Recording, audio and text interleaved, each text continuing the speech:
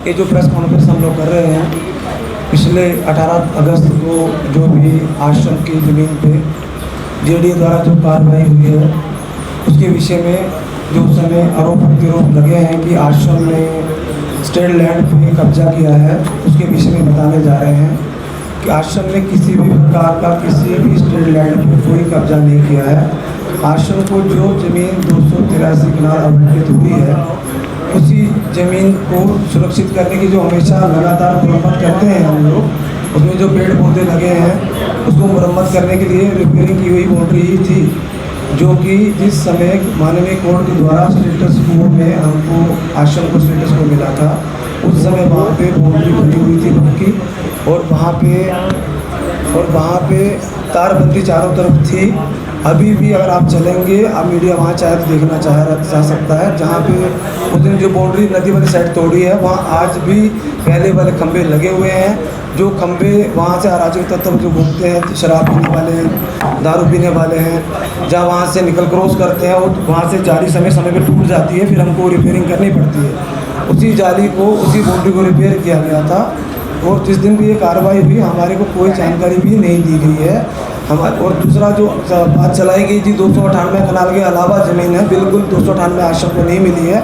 आश्रम को 283 कनाल मिली है, जिसका नक्शा आश्रम को जेडीए डिपार्टमेंट की तरफ से मिला हुआ है। ये डिपार्टमेंट का नक्शा है, आपके पास है ये नक्शा मिला हुआ, और सारा मीडिया इस चीज़ को देख सकता है। इस नक्शे को देख के आप देख लो, अगर आश्रम के पास वहाँ 1 इंच भी एक्स्ट्रा ज़मीन हो दे सकते हैं। दूसरा, आश्रम की ज़मीन पे आज से 6 महीने पहले कुछ लैंड ग्रैबर लोग वहाँ आए थे, जिन्होंने वहाँ पे आके खंभे लगाना शुरू कर दिया। उस समय हमने पुलिस चौकी ऑफिसर साहब को इसकी इत्तला भी दी थी।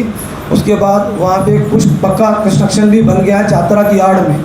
यात्रा में पतरे लगते हैं, और उस पीछे वाली साइड पे कुछ अतिक्रमण लैंड ग्रैबर लोगों ने आश्रम की जो ज़मीन आवंटित हुई है उसी ज़मीन में दीवार भी बना दी है।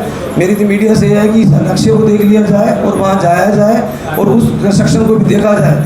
जितनी तत्परता से एक कंस्ट्रक्शन को भी तोड़ा गया है, जो हमने कंस्ट्रक्शन किया ही नहीं था, हमने सिर्फ तारबंदी करी थी, जो भी उस ज़मीन की रक्षा के लिए करी हुई है, जिसमें पेड़ लगे हुए हैं, गायों का चारा लगा हुआ था, नीम, पीपल, बड़, कदम, यही पेड़ लगे हुए थे जो पर्यावरण की सुरक्षा के लिए अच्छे पेड़ थे, उनको भी उखाड़ दिया गया है। उसको भी जरूर देखा जाए। वो कंस्ट्रक्शन भी टूटना चाहिए जो जेडीए लैंड पे हो रखा है और आश्रम की ज़मीन पे किया गया है।